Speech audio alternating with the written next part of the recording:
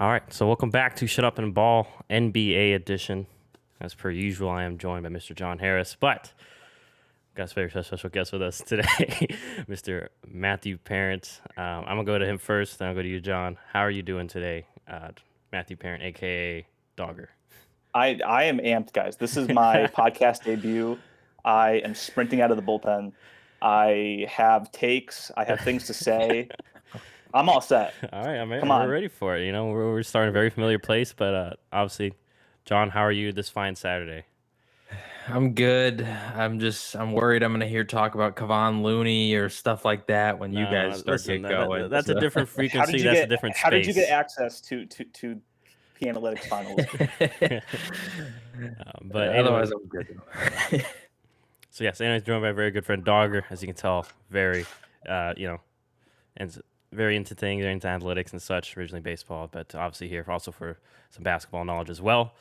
That's And right. we're just gonna jump right into it because, I mean, no, one of the bigger reasons why we have brought you here is John, renowned Celtic fan, Dogger also Celtic Yeah. fan. So a lot happened very quickly. I forget what day it was. A Monday. It was right after y'all got eliminated, right? I think that was Monday or Tuesday. Yeah. Like that morning, news came out. Danny Ainge was stepping down, and Brad Stevens was going to be moving up. I'm not sure if it was true. Remember, I heard there was rumors that Danny might go to Utah or something. I'm not sure if that was true, but regardless, a lot of shakeup very quickly. When so, I guess we'll start with our guest. If one of y'all want to start us off first, like I don't even know where to start. I guess Yeah. if I was shocked when I saw the news. I got the Woj bomb first. That was my first hearing of it. So I knew that like it was happening, and it still really hasn't sunk in. I think we all knew that after this season, the Celtics team that would be coming out next year would be different in some way. That like there would be roster changes or something. But this, I think that Danny Ainge has been such a staple for the organization that for him to step down like that. I mean, no one saw it coming. From what we've heard, it's sort of been in the works now for a few years, but and then the other part of that too is Brad Stevens, which it's I think it's overall a good move, but Brad has been the coach for such a long time, and now to have him still part of the franchise, but in a different role. I mean, it is a major move, and I was shocked. yeah. So just real quickly, then we'll get more into it. John, what was your initial reaction, thoughts whenever you saw that news break as a Celtics fan? I was shocked. It I didn't see it coming at all because I mean, there had been talks of people from outside the Boston, fandom saying Brad Stevens is overrated. He needs to get fired. Blah blah blah. But then a lot of Celtics fans were like, "Well, I mean, you can't just take this season into account. You got to look at his whole tenure there. All the different factors. It's coming off a COVID season, injuries. We've seen all the teams that have made it to the conference finals last year's have had struggles. The Nuggets are the most successful, but even them, Jamal Murray got hurt and he's out for the year. So there was a lot of context that Celtics fans were like, no, like we're okay. And then the news broke, and I wasn't as shocked that Danny was retiring because Danny's been the GM for almost 20 years. Like he's been the GM and the president of basketball operations the entire time that I've been a Celtics fan. But he's getting up there in age. He's got a family. He's been in Boston for a long time. All these kind of things, and so I thought, that's a little more not shocking, not surprising. But when Brad became the replacement for him, I was shocked by that because I mean Brad is so young as a coach. He's obviously been in Boston for 8 years, but he's only 44. And I can't remember the last time I've seen something like this. Like, I think like Pat Riley did this, and I know that Danny did this, where they went from a head coach job to the, front office, but those felt like more natural transitions because of where they were at their, in their age, their careers, all that kind of stuff. So yeah, I was shocked. I still don't know how to feel about it just because there's so many unknowns that come with both of these moves. Yeah. So all right. I mean, just real quick, I was. I mean, once again, I'm not a Celtics fan. I was definitely surprised, just because usually these things have a precursor, especially someone like Danny, I mean, he was a player for Boston, like, really ingratiated. So yeah, I was more surprised about the Jazz thing, but I'm gonna throw it to you. Um, there's been a lot of ups and downs in Danny's tenure, so I'm not sure who wants to go first. But yeah, I mean, I guess I'll go to Dogger right back to you. What are Yeah, your I thoughts mean, on him as his tenure? Because there's been speculations he's been too conservative, hasn't made the moves he should have, and then some people say, well, he made really good draft picks. It's been a mixed bag. What are your thoughts? yeah, I mean, the past, I would say 2 years haven't been great. And I think that in the present moment, I think we can all too easily look at Ainge's career and sort of think of the move that wasn't made, how he sort of sat on these draft picks. We sort of expected him to cash in at some point. He never really did. But if you look at the moves that he has made, he's done the heavy lifting in terms of getting the Celtics into a position right now where they can possibly compete. He as someone who makes deals and trades with other teams, he was on for about a 5 year stretch. Like, I've got the list of trades right here. He made about 6 or 7 trades over the span of 3 seasons that turned the franchise around, that accelerated this rebuild from like a 7, 8 year thing into something where we were in the conference finals in 2015, 2016. And I think that up until recently, he has really put the Celtics into a good position. I think that what's happened is that maybe this tends to happen with a franchise like the Celtics, who's always competitive but never really seems to get over the edge. Always good but not great, not at the top of the mountain. I think just a change is good. So even though Ainge is a great executive, a great like president of basketball operations, I think it was time to move on. All right, and John, anything you want to add on or go over? Yeah, I mean, I agree. I feel like with Ainge, I think his early moves have sort of set him up for a certain expectation in his career, right? Because the Garnett trade was incredibly aggressive. They traded so many players and assets to get KG, and they also then traded for Ray Allen. They had just recently drafted Rondo. They already had Paul Pierce. So all those moves, like in that short time span that then led to an instant championship, like they won that year, I think really set up sorry. I think really set up Danny for this expectation that he is this guy that is going to constantly be aggressive. He's going to stockpile assets and then make the move whenever, the big opportunity presents itself. And a lot of people, when they talk about him recently and even just his overall career, they like to focus on, like Dogger said, the moves that he didn't make. I mean, thinking of Jimmy Butler, Paul George, Anthony Davis, Kawhi Leonard, there was a lot of players that the Celtics were constantly rumored to that he didn't get. And all of those have a variety of reasons, in themselves. But to me, the biggest downfall I think that Danny had was the moves that he did make didn't always pan out. And some of those are not entirely his fault, right? Like the Gordon Hayward situation, it was a fantastic signing. The Celtics looked like they were going to be contenders for years, potentially even just be the best team in the East post LeBron because he had just left. I mean, the Celtics were riding that high, and then 5 minutes into the game, down goes Hayward, and it all crumbles from there. But I think the move that, like I said, the moves that people criticize him for are the ones that he didn't make. But I think the biggest failure is, like, think of Kyrie Irving or think of Al Horford leaving or just all these different pieces. Like, that Celtics team was stacked. I mean, the starting lineup of Kyrie, Jaylen Brown, Jayson Tatum, Gordon Hayward, Al Horford. Off the bench, you have Marcus Morris, Marcus Smart, Aaron Baines. Like, they were such a good team.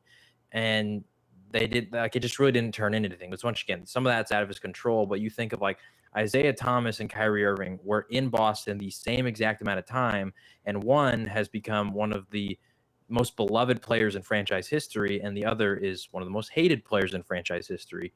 And obviously, there's different personalities there, there's different circumstances, all that kind of stuff. But you have to think, if Danny somehow had convinced Kyrie Irving to stay, does he pull a trigger on Anthony Davis? Because he's not going to do that, considering that Kyrie could have still left because he had, they had to re-sign him before they could go get Anthony Davis because of, all the different contract situation stuff. So, yeah, that's the one thing that I have criticized him for, would be just that the team that he had built was so good and he wasn't able to fully capitalize on that. Also, I think the recent, like Dogger said, the last 2 years, once again, more stuff out of his control, like Kemba Walker getting hurt and all that. But I think they had a lot of draft picks that they could have turned into more that just ended up being players they selected. I mean, we saw this year with the bench, it was Grant Williams, Romeo Langford, Aaron Naismith, Peyton Pritchard, Carson Edwards, like so many young guys that have been drafted in the last 2-3 years that, I mean, obviously the more draft picks you have, the more likely like chance you have to hit gold on somebody. But at the same time, you need veterans on the team. You need people with experience. Whether it was, a lot of people expected him to go after a big superstar, but even just some moves for solid players to where your entire bench isn't consisting of young players, I think would have been better, for him to do. But overall, like I said, I think it's really easy for people to criticize Danny for the here and now, but as his career overall is a success. I mean, he won a championship. He drafted Jayson Tatum and Jaylen Brown, which those two moves are incredibly underrated in his career, in my opinion, because Jaylen Brown was considered so raw, wasn't supposed to be a top 3 pick. Yep. And now he's arguably the best player in that draft. He's up there with like Donovan Mitchell and Ben Simmons and Brandon Ingram and all those guys. And then Jayson Tatum, I mean, he traded back, got another first round pick, and was still able to get the best player in the draft. So, and also, I mean, obviously that we'll get into the financial situations the Celtics have to deal with, but this is a team that if they can over the next 2 years probably just fix a lot of the issues they have, having 2 building blocks in Jayson Tatum and Jaylen Brown signed for the next 4 or 5 years, and Jaylen Brown specifically is on a cheap deal. He's not on a max contract. 2 wings like that is the modern NBA thing that every team wants. And so the fact that he has set them up for that kind of a rebuild or retool is incredibly impressive. And I think that a lot of GMs have done far worse. Yeah, I was going to mention, it's a great point. I think the Jaylen Brown thing would be, I would say, in my opinion, obviously the championship and the trades. But Right. in regards to actual GM, like, scout, prospect, develop, I think that was a shining moment because, I remember I was one of those people saying, what the heck are they, what it was that move? And granted, that's one of those where he turned out to be a prospect where it was just the situation he was in at Cal was not great. I think he had Ivan Rabb, who was, yes, a highly touted prospect who we saw he did not pan out. And there was he's one of those players that benefited better from getting into the NBA, more floor spacing, more room to operate. And obviously, he still had to grow. But yeah, in regards to the whole situation about, at one point that roster was stacked, it was just tough because some of those guys are all in different phases. I mean, yes, Tatum and Brown broke out, but again, they were still young. They still weren't consistent that they found the consistency now. We already mentioned Kyrie was kind of, so it was a tough situation because, great roster, but we're all in different areas in their careers and just didn't come together. So that's unfortunate. But, I don't think he should be too criticized. He should get criticism, but he shouldn't be stoned as much for his later decisions. I mean, the Kemba deal, I don't think anyone was saying that was a bad signing. No. Turns out it just didn't work out. Kemba he has to be the main fiddle to get, but then he had to balance. Okay, well, Tatum's coming into his own, Brown's coming into his own. So, but yeah, I do agree. I think the Celtics still primed to just need to retool some things. Need a consistent big man. I think he already got some good pieces, and also Marcus Smart too. I think he's still got another year or 2 left in his contract. Regardless, him, maybe Pritchard another year. So I'm interested to see what happens there, just from an outsider's perspective on the Celtics. But yeah, and then next part. I mean, what do y'all think about Brad Stevens as an executive now, no longer a coach? Are you confident in that? You can go first, Sagar, if you. I mean, I think first of all, it speaks. I mean, we already knew how high that organization was on Brad Stevens, but I think this is just proof once again. It really seems like they want him to be their guy, sort of like. I mean, like, obviously he's in the same role as Ainge, but also sort of like that figure who sort of builds the team. I think that he'll do well. I have faith in him. My question is, and John and I, like we've already talked about this, is how he handles the people who are already on the roster. Obviously, as you mentioned, Chow, like there are a lot of young players who are on this team, and Are you thinking about development? Are you thinking about winning right now? It seems like they're all in which case there are some tough decisions that have to be made. I'm definitely excited, and see in what ways is he similar to Danny Ainge? In what ways is he different as a scouter of talent, as a drafter, as someone who handles the trade market? And then obviously first and foremost, who he hires to be their next head coach, which is the most pressing issue. But I think that Brad Stevens is the kind of guy, once again, with a college background at that program with Butler. He has experience building not just a good team, but a quality program. That's sort of been what they've been trying to do since hiring Brad Stevens, and I think that he's going to continue that. All right. You feel the same way, John, or a little different?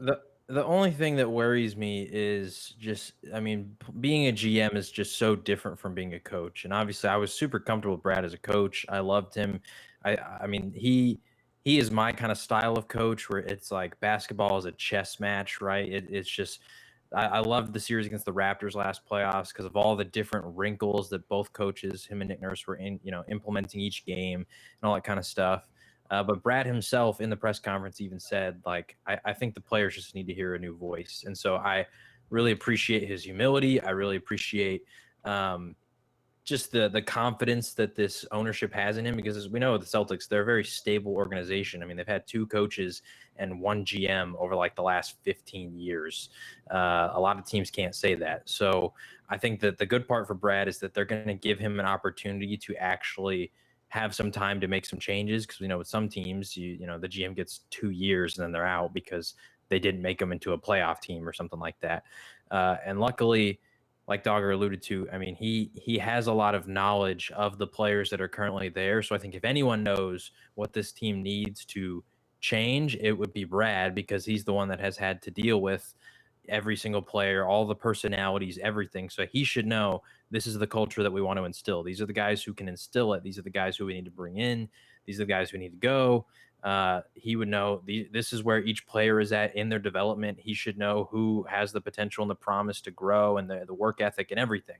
So, I mean, he does have that advantage already, along with the fact that, like we talked about earlier, I think this move has been alluded to for quite a while. It wasn't just a random move that came out of nowhere. It seems like over the last 2 years, Danny has started to think about this.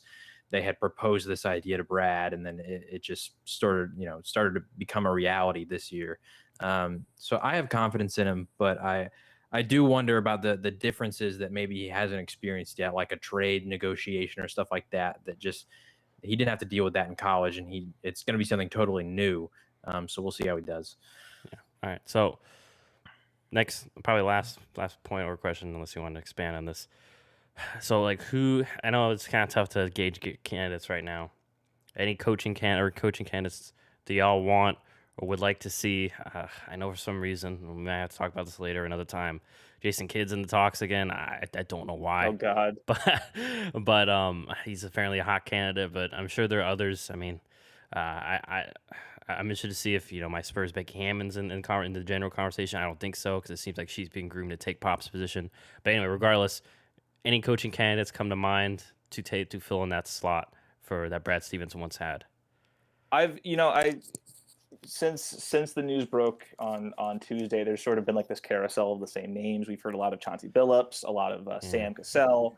Forgot he existed. There's a lot of really good options No for offense, Sam. like pretty much. It seems like almost like Brad Stevens in an entire bench behind him will be interviewing for that job too, as well as Kara Lawson, who is the coach of Duke's women's team right now, who is the assistant a couple years ago. But I would personally be more of a fan of them going out of the organization. I think that would sort of speak to the spirit of change that is going with just putting Brad Stevens as like out of the head coaching seat anyway. I'm a big fan of Mike Brown. I think that he's someone who is obviously qualified. He's just sort of right now he's Steve Kerr's assistant in Golden State. I think that he's a great players coach. First of all, I think that that's sort of something that they should look into. Another name is Fred Handy, who's an assistant with the Lakers. who has coached in the past 6 NBA Finals as an assistant for now. He's with the Lakers. He was with the Toronto Raptors in 2019, and then with the Cavaliers before that. He is a player development guy. I think if that's the route that they want to take. But I think out of the list, I'm a big fan of Chauncey Billups. Honestly, I've heard a lot of good things about him recently. He's with the Clippers right now. I've heard great things from people writing out of there. And I think that he's someone, he has roots with Boston. He spent a very brief time here. And I think that Chauncey Billups or anyone in that vein, maybe I would like an ex-player, someone in that mold. All right. Any others to add there, John? Kendrick Perkins? I think Kendrick I mean, Perkins being on TV. Yeah, I jokingly said Kevin Garnett in one of our chats, which KG has already said that he doesn't want to do that. But I agree with Dogger. I really like Chauncey Billups. Okay. I want the main thing I want someone who understands the game in an offensive capacity, because I think we have a lot of good defenders, and I think that we have a history of being good defensively. But offensively, I mean, when you have Jaylen Brown, Jayson Tatum, a lot of it feels like they've always been playing next to each other as opposed to with each other, to where, okay, you're going to get the ball and you're going to run this pick and roll or ISO, and Jaylen Brown's just going to sit in the corner, or Jaylen Brown's going to do it and Tatum's going to sit over here. And I think those two and the continued development of them would be benefited a lot more if they had an offensive mind who could really utilize both of them to make them even more deadly, to where they can play off of each other. There's just different actions that are happening to where this guy's running a pick and roll, this dude's cutting, just all these different things to where it's not just as stationary offensively. But I want something like Dogger said, a player's coach, someone who can manage personalities and individuals and all that kind of stuff. Because we've seen in the NBA today, it's not good enough to just be good strategically. You have to be able to balance the likes of a Kyrie Irving and a Kevin Durant and a James Harden, and then all the role players and all these different pieces that come together. Because in today's NBA, the players honestly have more control than the coach. And so you want someone who can actually understand those players and where they're coming from and what they want to see, and start to implement things like that. And also make sure that everybody's on the same page and in unison, because that's the thing that kills a lot of teams, is that the coach is not the true leader in the locker room. And so all of a sudden, just people are on different pages, and there's just a lot of stuff that goes on. So yeah, I like Chauncey Billups. I do think that Jason Kidd, I don't want Jason Kidd. I'm just going to get that out of the way. I also don't want Lloyd Pierce, because the Hawks have significantly improved since he left. And shout out to Nate McMillan, because he's done a fantastic job there. Yeah. As much as Lloyd Pierce is liked in the league and he is the player's coach, he didn't make it work on the floor. So I think that the thing with Boston too, that a lot of people are forgetting about, is that when they hired Brad Stevens, nobody saw that coming. Like, it came out of nowhere. Yeah. And so I wouldn't be surprised if there's someone that eventually becomes the coach that has not been mentioned at all yet. Not necessarily that Brad Stevens is going to do exactly what Danny did and try to keep everything quiet. But just in general, the Celtics have never been an organization where the move that ends up happening ever comes out before it does. Like the Kyrie trade, no one saw that coming until it happened. Stevens getting hired, even this recent stuff with Ainge stepping down and Stevens taking his job, like none of that ever came out beforehand. So that is one thing to keep in mind, that a lot of these candidates that might be in the media, I would not be surprised if they're not necessarily the person who ends up getting the job. Although, like I said, I do like Chauncey Billups, and he is one of the names that has been linked in the media reports. Yeah, I would not be shocked if it's someone who we've never even heard is in the conversation. Because that's the Celtics. That's sort of what they do. But yeah, I think just to say one more time about the importance of a player's coach, I think that's sort of one thing about the Celtics as they were at the end of this season, is you sort of got the sense the players weren't, it's not that they had lost respect for Brad Stevens. It was just there was kind of a malaise in terms of how they're playing. I think getting a coach who they can respond to a little bit more, I think can push them over the edge in more ways than one. Yeah. So I just want to throw one name out there, and granted, this is a real dart throw. Just the name having a coach who I don't throw out George Karl just because I felt he did okay a few years ago in Denver. He got them to the playoffs, and then he got fired. And then, granted, I just feel like I'm not saying maybe not for your Celtics. You're in a different phase, but just a name I want to throw out there in general. Maybe but yeah, it's tough because there's the aspect. What's George Karl even doing right now? Apparently, I just looked it up. He's not coaching, but he did say, like, I think on a podcast last year, he's felt healthier than he has in 15, 20 years. That's just what I read. Let me pull up before I get in trouble for that. It was from AP News back in literally over a year ago, May 24, 2020. But yeah, George Karl hasn't felt this healthy in 15, maybe 20 years. That's what apparently he said. I don't know.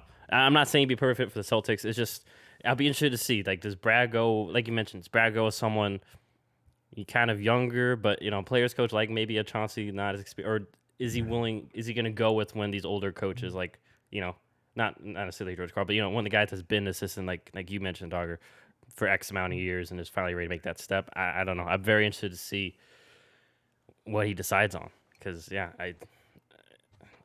just I have no Hubie clue. Brown, you know what I mean? Hubie, oh god, I think he's out of that, right? I don't think he's even interested. But was there anything else we wanted to hit on before? Go ahead. Just real quick, when you search George Karl, the first 4 news articles that pop up are Gary Payton wanted to kill George Karl every other effing day. Yes. Ex Nugget Kenyon Martin reveals why he almost beat up George Karl. All these ex-players, which obviously I'm sure there's a lot of different reasons they don't actually hate him, but it's just funny that these are the articles that are recently coming out about George Karl. But I will say, I think the only thing that I truly feel strongly about is that the person that Brad hires, I think, is going to be incredibly different from who he is, because like I said, he emphasized they need to hear a different voice, and Brad is a lot more of a reserved, like I said, like strategy-based coach, and so I wouldn't be surprised if he finds someone who's a lot more passionate, rah. Like that's why I threw out Kevin Garnett as a joke, which KG obviously doesn't have any coaching experience, and he's involved with the Timberwolves and all that stuff, so that it's not going to happen. KG's busy living KG's life. Yeah, but like someone who has that sort of personality to where like they'll get fired up on the bench, they can motivate Jayson Tatum and Jaylen Brown to get pissed, and so when Kyrie steps on the logo and Danny Ainge says, "Let's go kill the bastard," the coach is all in and the team's going to do it and all this kind of stuff, to where, with the Brad Stevens era, it just wasn't as much like that. Like I said, he was a lot more reserved, all these kind of things. So that's the only thing I feel strongly about. Sorry, I want to ask about that rumor, because there was that rumor that he wanted to get them and no one went with him. I just want to if that had what are your thoughts if that is true? Any if that is because that's just such a 80s thing though to me, Ainge. We don't do that nowadays. You're just asking your players to get fined, and you once I just come on. If that's true, Danny, come on. I mean, but that does speak to, right? I mean, sort of what it means to be a Celtic, and sort of Danny Ainge comes from an era when you would bash your head into a brick wall just to beat the Lakers in 5, and now. It's not to say that there's no team pride or anything. Of course there is, but I think that right now the NBA is a league where everyone is so well connected, especially Celtics players with Kyrie, that I wouldn't be surprised if they connect more with Kyrie than they do with the idea of playing for a certain team. You know what I mean? Yeah, and maybe that's because of the age we're in. Social media now, these players are more connected. They do things together. They do whatever, games, whatever, as opposed to, back in the 80s where you just went to the club with your team and that was about it, I assume. So, alrighty. So I think, too, on that real quick, though, I mean, we got to keep in mind that a lot of this team is really young, and so, when Kyrie showed up and they were all there, this was a guy they grew up watching play with LeBron James and all this kind of stuff, and so, they're probably really good friends with Kyrie, look up to him, respect him, so... And it seems like sorry, it seems like Tatum's good friends with Durant because Durant's out here preaching for him, so he doesn't want to, Yeah. ruin that with Durant by going and attacking his teammate. Yeah, and like a lot of these guys too, like they played on Team USA, they've been in All-Star games, like they are friends with a lot of these guys, and I think that even speaks to like, and we've seen this in every sport, like in the NFL, like all these dudes, are like I hate how all these guys are hugging after games, like we hated those dudes over there, we were pissed, and that's the same in the NBA, like it's a players' league, they're friends with each other. And so I agree. And plus with their age, they don't have the same connection to the Boston Celtics Yep. franchise as Danny Ainge does. Like we talked about, he's been involved with the Celtics since the 80s, and so just also once again, I'm rewatching The Last Dance. Like you see the way the basketball was back then to now. Like back then, it was brutal. I put my body on the line every night for my team. Like I have a connection to that logo and the colors and just the whole thing. So where nowadays it's just not as rough. And so yeah, Yeah. once I heard that, I totally believe it. Like I just even knowing the personalities within the Celtics, like Brad wasn't going to get involved in that. Jason Tatum is just so quiet and reserved. He's like, no. Well, and And especially after you then, lost the series, like it's like we're yeah, not gonna go over there and cause more beef. Like they're just gonna say we beat y'all, y'all come back for more or something. It's not a good yeah. look. And like the only one that I think would have spoke up would be Marcus Smart. And even him, I don't think that he would have been along with it. Cause I mean, I'm sure that him and Kyrie are friends. Like Kyrie loved Marcus Smart out of all the players. He was always talking about how Marcus Smart needs to start and he's a veteran and all this kind of stuff. Um, so I feel like if anyone responded, it was just Marcus Smart saying, nah, bruh. Like, no, come on, Danny, get over it. So, alrighty, 1 second, let me just make sure this. Okay, so I think we can wrap up our Celtics talk there.